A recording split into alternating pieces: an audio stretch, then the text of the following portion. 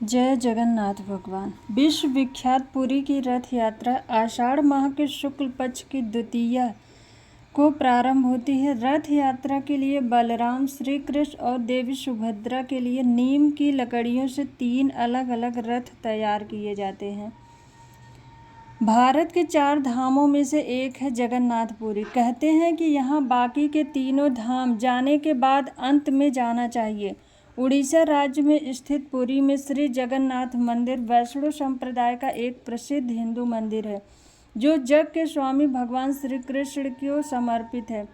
जगन्नाथपुरी को धरती का वैकुंठ कहा गया है। इस स्थान को शाक क्षेत्र, नीलांचल और नीलगिरी भी कहते हैं। अनेकों पुराणों के अनुसार पुरी में भगवान कृष्ण ने अनेकों लीलाएं की थी और नील माधव के रूप में यहाँ अवतरित हुए। उड़ीसा स्थित यह धाम श्री द्वारका की तरह ही समुद्र तट पर स्थित है।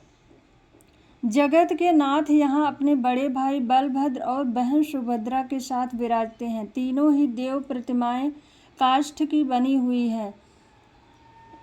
हर 12 वर्ष बाद इन मूर्तियों को बदलने का विधान है। पवित्र वृक्ष की लकड़ियों से पुनः मूर्तियों की प्रतिकृति बनाकर फिर से उन्हें एक बड़े आयोजन के साथ प्रतिष्ठित किया जाता है। वेदों के अनुसार भगवान हलधर ऋग्वेद स्वरूप है, श्री हरि सामवेद स्वरूप है, सुभद्रा देवी यजुर्वेद की मूर्ति है और सुदर्शन चक्र अथर्ववेद का स्वरूप माना जाता है। यहाँ श्री हरि दारुमय रूप में विराजमान है। वर्तमान मंदिर का निर्माण कार्य कलिंग राजा अनंत वर्मन चोटगंग देव ने आरंभ कराया था। विश्व विख्यात पुरी की रथ यात्रा आषाढ़ माह के शुक्ल पक्ष की द्वितीया को प्रारंभ होती है। रथ यात्रा के लिए बलराम, श्री कृष्ण और देवी सुभद्रा के लिए नीम की लकड़ियों से 3 अलग अलग रथ तैयार किए जाते हैं। रथ यात्रा में सबसे आगे बलराम जी का रथ, बीच में देवी सुभद्रा और पीछे जगन्नाथ श्री कृष्ण का रथ होता है। बलराम जी के रथ को लाल ध्वज, जिसका रंग लाल और हरा होता है। देवी सुभद्रा के रथ को दर्प दलन या पद्म रथ कहा जाता है, जो काले या नीले रंग का होता है, जबकि जगन्नाथ जी के रथ को नंदी घोष या गरुड़ ध्वज कहते हैं, जो लाल और पीले रंग का होता है।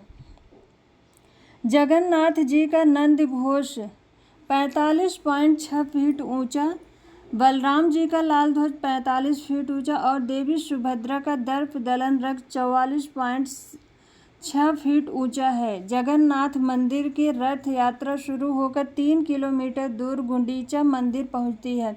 इस स्थान को भगवान की मौसी का घर माना जाता है। एक अन्य मान्यता के अनुसार यहीं पर विश्वकर्मा ने इन तीनों प्रतिमाओं का निर्माण किया था, अतः यह स्थान जगन्नाथ जी की जन्म स्थली है। यहाँ तीनों देव 7 दिनों के लिए विश्राम करते हैं। आषाढ़ माह के 10वें दिन सभी रथ फिर से मुख्य मंदिर की ओर प्रस्थान करते हैं। वापसी की यह रथ यात्रा बहुड़ा यात्रा कहलाती है। जगन्नाथ मंदिर पहुंचने के बाद वैदिक मंत्रोच्चार के बीच देव विग्रहों को पुनः प्रतिष्ठित किया जाता है। जगन्नाथ रथ यात्रा के दौरान एक अनोखी परंपरा है, सोने के झाड़ू से रथ यात्रा के मार्ग की सफाई करना। आइए इसके बारे में विस्तार से जानते हैं। जगन्नाथ यात्रा में सोने की झाड़ू से सफाई करने का क्या धार्मिक सांस्कृतिक महत्व है।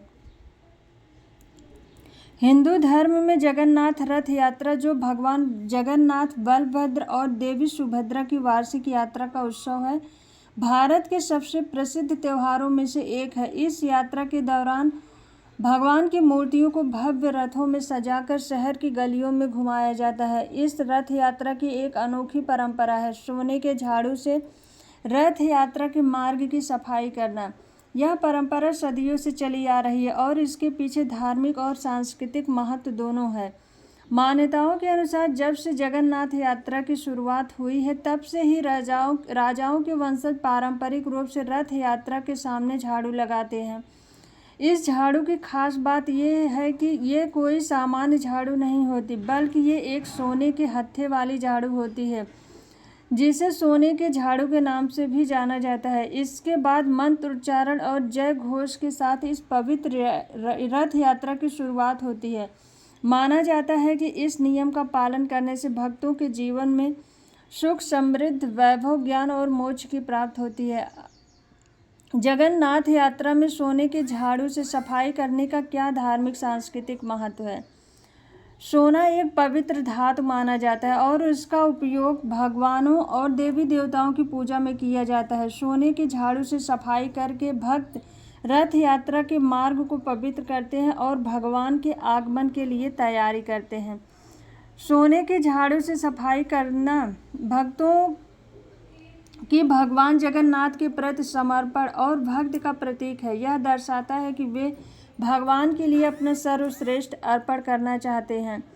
सोने को सौभाग्य और समृद्धि का प्रतीक भी माना जाता है। ऐसा माना जाता है कि सोने की झाड़ू से सफाई करने से उस क्षेत्र से सकारात्मक ऊर्जा का प्रवाह होता है और भक्तों को आशीर्वाद मिलता है। सांस्कृतिक महत्व: सोने के झाड़ू से सफाई करना जगन्नाथ रथ यात्रा की भव्यता और राजसी स्वरूप को दर्शाता है। यह परंपरा सदियों से चली आ रही है और इस त्यौहार का समृद्ध इतिहास और संस्कृति एक महत्वपूर्ण हिस्सा है। सोने के झाड़ू से सफाई अक्सर एक सामुदायिक प्रयास होता है। भक्त रथ यात्रा के मार्ग में सफाई के लिए एक साथ आते हैं, जो एकता और भाईचारे की भावना को बढ़ाता है। सोने के झाड़ू से सफाई जगन्नाथ रथ यात्रा का एक प्रमुख आकर्षण है। यह दृश्य देखने लायक होता है और पर्यटकों को इस अनोखी परंपरा का अनुभव करने का अवसर मिलता है। जगन्नाथ रथ यात्रा में सोने के झाड़ू से सफाई केवल एक रस्म ही नहीं, बल्कि यह एक धार्मिक महत्व, सांस्कृतिक परंपरा और सामुदायिक भावना का प्रतीक है। यह भक्तों के भगवान जगन्नाथ के प्रति भक्ति और समर्पण को दर्शाता है। इस त्यौहार को और भी अधिक विशेष बनाता है। जगन्नाथ रथ यात्रा क्यों निकलती है? इसके पीछे भक्तों और विद्वानों के अलग अलग मत है। एक आधुनिक मत के अनुसार कहा जाता है कि राजा रामचंद्र देव ने यमन महिला से विवाह कर जब इस्लाम धर्म अपना लिया तो इस मंदिर में प्रवेश निषेध हो गया था। तब उनके लिए ही यह रथ यात्रा निकाली जाने लगी, क्योंकि वे जगन्नाथ के अनन्य भक्त थे। जबकि रथ यात्रा के पीछे का पौराणिक मत यह है कि स्नान पूर्णिमा यानी ज्येष्ठ पूर्णिमा के दिन जगत के नाथ श्री जगन्नाथपुरी का जन्म दिन होता है। उस दिन प्रभु जगन्नाथ को बड़े भाई बलराम जी और बहन सुभद्रा के साथ रत्न सिंहासन से उतारकर मंदिर के पास बने स्नान मंडप में ले जाया जाता है। 108 कलशों से उनका शाही स्नान होता है। फिर मान्यता यह है कि इस स्नान से प्रभु बीमार हो जाते हैं, उन्हें ज्वर आ जाता है। तब 15 दिन तक प्रभु जी को एक विशेष कक्ष में रखा जाता है, जिसे ओसर घर कहते हैं। इस 15 दिनों की अवधि में महाप्रभु को मंदिर के प्रमुख सेवकों और वैद्यों के अलावा कोई और नहीं देख सकता। इस दौरान मंदिर में महाप्रभु के प्रतिनिधि अलारनाथ जी की प्रतिमा स्थापित की जाती है तथा उनकी पूजा अर्चना की जाती है। 15 दिन बाद भगवान स्वस्थ होकर कक्ष से बाहर निकलते हैं और भक्तों को दर्शन देते हैं, जिसे नव यौवन नेत्र उत्सव भी कहा जाता है। इसके बाद द्वितीया के दिन महाप्रभु श्री कृष्ण और बड़े भाई बलराम जी तथा बहन सुभद्रा जी के साथ बाहर राजमार्ग पर आते हैं और रथ पर विराजमान होकर नगर भ्रमण के लिए निकलते हैं।